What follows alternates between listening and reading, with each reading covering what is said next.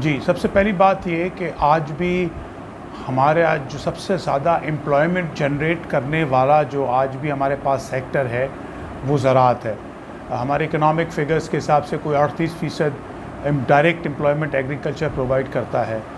तो अगर एग्रीकल्चर को कुछ भी अगर होता है तो आप ये समझें कि डायरेक्टली ज़ाहिर सी बात है आप 38% लोगों को इम्पैक्ट कर रहे होते हैं डायरेक्टली, और इनडायरेक्ट इम्पैक्ट उसके और ज़्यादा होते हैं। इस साल जो सैलाब आए 2022 में, तो उस वक्त आपकी ख़रीफ़ की मेजर फसलें लगी हुई थी। उसमें आपकी कॉटन, गंदम, धान की फसल, वो मेजर फसलें हमारी उस वक्त फील्ड में लगी हुई थी। एक बात। दूसरी बात ये कि उस वक्त में हुई कि जब वो तकरीबन काफ़ी एडवांस्ड स्टेज के ऊपर थी। मकसद ये कि उसके ऊपर 70 से 80% तक एक्सपेंडिचर हो चुका था। काफ़ी इलाकों में तो जो कॉटन की फसल है वहाँ पे उसकी जो हार्वेस्टिंग यानी पिकिंग होती है वो शुरू भी हो गई थी, और कहीं पे बिल्कुल तैयार थी नॉर्दर्न सिंध में कि उसको स्टार्ट होने लगी थी। तो जैसे ही बारिशें पड़ी तो कोई 70 से 80% कॉटन जो है वो हमारे जुलाई और अगस्त के महीने में हमारी कॉटन ख़त्म हो गई। उससे पहले जो बारिशें पड़ी थी कि जुलाई के महीने में, वो खैरपुर में आपको पता है कि वहाँ पे खजूरों की फसलें हैं हमारी। दुनिया में पाकिस्तान कोई 6ठे नंबर पे प्रोड्यूस करता है। वो भी बिल्कुल तैयार फसल थी, और चूँकि हमारे पास इंफ्रास्ट्रक्चर की भी कमी है तो वो भी हमारी फसल बिल्कुल ख़त्म हो गई। तो जो अगर इसको समराइज़ किया जाए तो उसमें जो मेजर नुकसान हुआ इस साल, वो खजूर की फसल को, कपास की फसल को, धान की फसल को मेजर हमारे पास नुकसानात हुए हैं। माइनर नुकसानात में गन्ना है, जिसमें कोई 10 से 15% गन्ना हमारा इम्पैक्ट किया है। जो दूसरी छोटी फसलें जिसको कहा जाता है, लेकिन वो इलाक़ों में बहुत ज़्यादा होती हैं, जैसे आपकी प्याज की फसल है, गोभी की फसल है, और दीगर जो सब्ज़ियां हैं उनके ऊपर भी इसका बहुत ज़्यादा इम्पैक्ट पड़ा है। ज़राअत के अंदर दूसरा जो मेजर सेक्टर तकरीबन आधे से भी ज़्यादा वो लाइव स्टॉक का है। तो उसका एस्टिमेशन कुछ इस तरह से है कि कोई 5 लाख जानवर तकरीबन सैलाब के अंदर डायरेक्टली इम्पैक्ट कर गए हैं। तो इस नुकसानात के जो तखमीने हैं वो अलग अलग किस्म से और वो आ रहे हैं। तकरीबन हमारा कुछ ख़याल इस तरह से है कि सिंध के अंदर जो नुकसानात हुए हैं इन फसलों के और लाइव स्टॉक के, सिर्फ वो कोई 700 अरब रुपए के करीब हुए हैं। जो चीज़ें काउंट नहीं होती हैं और जिसका एक देही मईशत पे बहुत ज़्यादा असर पड़ता है, वो ये कि आप इसको इस तरह से देखें कि अगर उनके पास कोई जगहें थी लाइव स्टॉक को खड़ा करने की, अपने रहने की जगहें थी, कुछ गला रखने की स्टोरेजेस थे, वो सारे मेजरली सारे जगहों पे या बह गए या बारिश की वजह से टूट टाट गए। तो इन बारिशों का बड़ा एक वाइड स्प्रेड और बहुत ज़्यादा नुकसान हुआ है। और ये देही मईशत के ऊपर इसका इम्पैक्ट नहीं होगा। जैसे मैं अगर आपको बताऊं कि जैसे कॉटन है तो वो आगे फिर आपकी जिनिंग के लिए जाती है। कोई 250-250 फैक्ट्रियां हैं जो जिन करती हैं। ज़ाहिर सी बात है आपके पास कॉटन नहीं होगी तो वो जिनिंग फैक्ट्रियां कैसे चल सकेंगी। आपके एक्सपोर्ट के ऊपर डिफरेंस पड़ेगा। आपको ज़र मुबादला ज़्यादा ख़र्च करना पड़ेगा जब आप बाहर से कॉटन आप ड्यूटी फ्री उन चीज़ों को इंपोर्ट करेंगे। तो जो देही मईशत है उसका डायरेक्ट इम्पैक्ट फिर वो रिपल इम्पैक्ट पड़ता है अर्बन इकोनॉमी के ऊपर जब कंजम्पशन भी कम होगी। तो ये सारा एक लॉस है जो हो गया। और डर इस चीज़ का है, और जो हम आज बात कर रहे हैं वो ये है कि रबी या विंटर या सर्दियों में जो काश्त होती है अगर वो भी काश्त ना कर सके तो फिर इसके लॉसेस और इसके इम्पैक्ट्स जो हैं वो बहुत ज़्यादा डीप रूटेड होंगे, ना सिर्फ एग्रीकल्चरल इकॉनमी के लिए लेकिन हमारी पाकिस्तान की ओवरऑल मईशत के ऊपर भी इसके इम्पैक्ट्स होंगे। देखिए, गवर्नमेंट का कहना ये है कि लगभग हम 100% एरिया, यानी जितना हमने पिछले साल गंदम लगाई थी हम इस साल भी उतनी गंदम लगा लेंगे। हमारा ख़याल इस तरह से है कि 30 से 40% तक एरिया गंदम उसके ऊपर आप काश्त नहीं कर सकेंगे। जहाँ पे देर से काश्त करेंगे तो वहाँ पे यील्ड के ज़रूर असरात वहाँ पे आपको नज़र आएंगे। देखें, जो सर्दियों की फसलें हैं उसमें मेन फसल और पाकिस्तान की जो लार्जेस्ट और अहम तरीन फसल तो है गंदम, लेकिन उसके साथ तेली बीज हैं, जैसे हमारे पास तूरिया बहुत ज़्यादा, राय, मस्टर्ड बहुत ज़्यादा लगता है, वाइड स्प्रेड एरियाज़ में लगता है, हमारे पास सनफ्लावर हमारे पास लोअर सिंध में लगता है।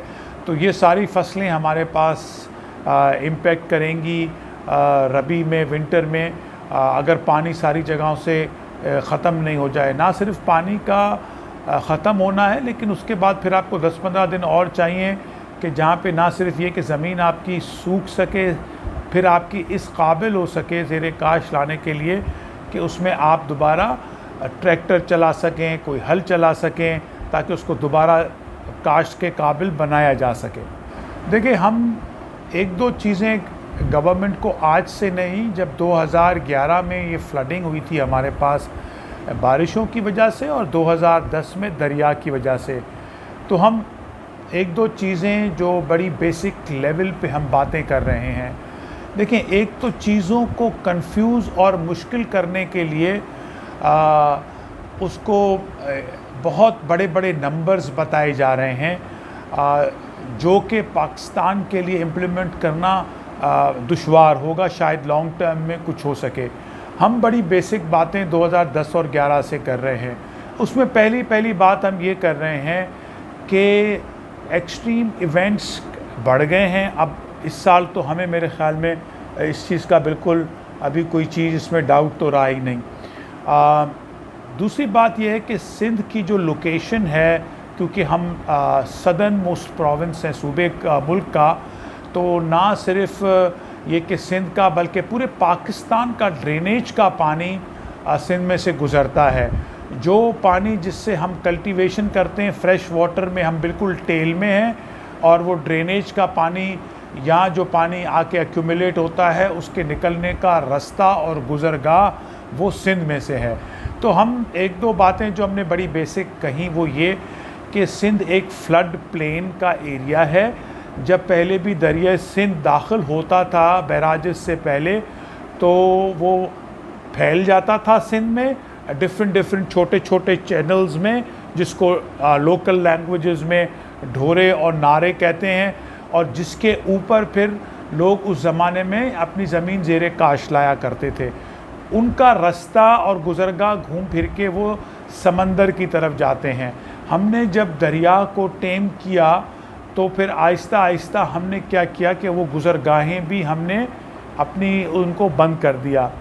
जो हमारे ड्रेनेज के सिस्टम अंग्रेज़ों के इरिगेशन के सिस्टम में प्लान्ड थे, बिल्कुल उनकी कैपेसिटी कम थी, लेकिन या हमने इम्प्लीमेंट नहीं किए, या उनको हमने प्रॉपर मेंटेन नहीं किया, या हमने प्रॉपरली उनको ऑगमेंट और स्ट्रेंथन नहीं किया।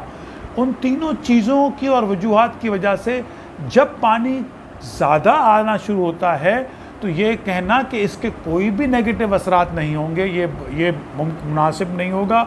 ज़रूर इसके नेगेटिव असरात होंगे, लेकिन उन रिस्क्स को, जैसे क्लाइमेट चेंज की टर्मिनोलॉजी में कहते हैं कि आप रिस्क्स को मिटिगेट कम कर सकते हैं और उसके जो नेगेटिव असरात हैं उनको कम कर सकते हैं, अगर ये आप दो तीन चीज़ें आप ये करें। एक तो जो आपके पास जो एग्जिस्टिंग वाटर का सिस्टम, इरिगेशन के सिस्टम के साथ जो है पानी के बहाव के रास्ते और गुज़रगाहें, उनको फ्री किया जाए।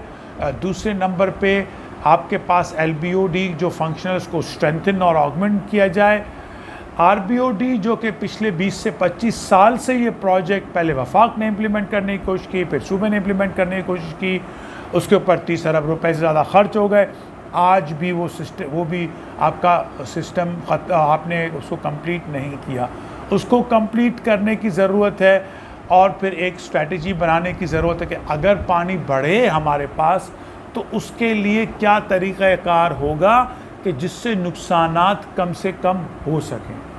तो ये जनरल हमारी recommendations for at least short term ये हैं पानी और क्लाइमेट चेंज के सिनेरियो में।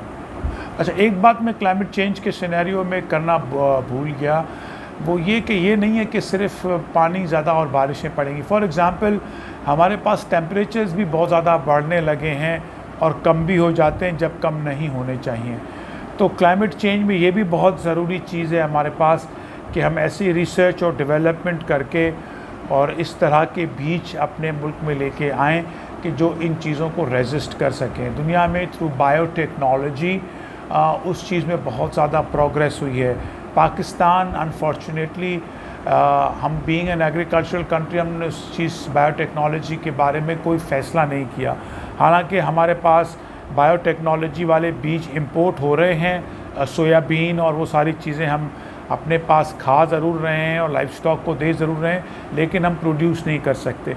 तो ये भी बड़ी एक ज़रूरी चीज़ है कि हम रिसर्च एंड डेवलपमेंट करें इन चेंजिंग क्लाइमेट सिनेरियो के जो इश्यूज़ हैं उसके अंदर। जहाँ तक सरकार का रिस्पांस है, सरकार ने देखें अगस्त के महीने में ये बारिशें हुई हैं और जो फ्लडिंग हुई है, हम ये बात जुलाई और अगस्त से कह रहे हैं कि फ्लड का आप रिस्पॉन्ड करना बहुत ज़रूरी है, जो आप कैंप्स वगैरह बना रहे हैं लेकिन अगले 6 महीने के लिए आप कोई ज़राअत का कोई प्लान बनाइए, क्योंकि ऑलरेडी कॉस्ट ऑफ प्रोडक्शन पहले ही फ्लडिंग से पहले 2.5 गुना बढ़ चुकी थी। वैसे ही ग्रोअर बड़ा परेशान था, चीज़ें बड़ी महंगी हो गई थी, इनपुट्स बहुत महंगे हो गए थे। आ गए फ्लड्स तो एक तरफ इंफ्रास्ट्रक्चर चला गया और दूसरी तबाही जिसका हमने जिक्र किया। तो हम ये कह रहे थे कि अगर आपको अपनी मईशत को और लोगों को सपोर्ट करना है तो किसी तरीके से अगले 6 महीने का आप प्लान बनाएं, रबी का भी बनाएं, अगले खरीफ का भी बनाएं। तो आप देखें अभी हम नवंबर के मिड में आ गए हैं, अभी तक कोई भी रिस्पांस सरकार की तरफ से नहीं आया है कि उसको किस तरह से हम रिस्पॉन्ड करेंगे अगर इतना ज़्यादा नुकसान हुआ है। एक जो स्कीम बना के जब वो रोल आउट होने लगी उस वक्त आपने उसको ख़त्म कर दिया। अब फिर सुन रहे हैं और कुछ फेडरल गवर्नमेंट ने जो अनाउंस की हैं सारी चीज़ें कि वो होंगी कि 12, उसमें से एक चीज़ मैं आपको बताऊं कि 12 लाख बैग्स कह रहे हैं कि हम डिस्ट्रीब्यूट करेंगे। देखें सिंध के अंदर अगले 1 महीने के अंदर के बाद विंडो गंदम के लगाने की ख़त्म हो जाएगी। पिछले 20 दिन से जहाँ पे थोड़ी बहुत जगहें लोग लगा रहे हैं, रवा दवा हैं लगा रहे हैं, तो ये कब 12 लाख बोरियाँ फ्लडेड एरियाज़ में कौन करेगा, किसको देंगे, क्राइटेरिया क्या होगा। तो ये एग्जांपल इसलिए दिए कि थोड़ा सा बताने के लिए कि हमारे पास इस चीज़ के लिए कोई प्लानिंग इस वक्त नज़र नहीं आ रही। कुछ पाइपलाइन में तो चीज़ें हैं और समझ में नहीं आ रहा कि ये रबी के लिए किस तरह से इम्प्लीमेंट होगी। हमारा तो कहना ये है कि जिन पॉकेट्स में पानी रह गया है उन पॉकेट्स से पानी निकाला जाए, और उन पॉकेट से पानी निकालने के लिए क्योंकि आपने कट्स लगाए और ये किए, अब वो रडार स्क्रीन से जा रहे हैं, लोग परेशान हैं। जब वो पानी निकलेगा तो रबी की मौसम भी गुजर चुकी होगी। इसलिए हम ये कह रहे हैं अगले 6 महीने का प्रोग्राम बनाना चाहिए कि लोग जो सबसे ज़्यादा इम्पैक्ट करते हैं फ्लड से, यानी उनके पास पानी ज़्यादा अरसा खड़ा रहता है, तो उनके लिए फरवरी और मार्च में सरकार ने कोई प्लान बनाया है या नहीं बनाया। तो ये जब तक लंबे अरसे का सस्टेनेबल सरकार इन्वेस्टमेंट नहीं करेगी एग्रीकल्चर में, जो कि सरकार को वापस ये पैसे फॉरेन एक्सचेंज की सेविंग में होके बच के मिल जाएंगे, तब तक इस मुश्किल से निकलना दुश्वार होगा।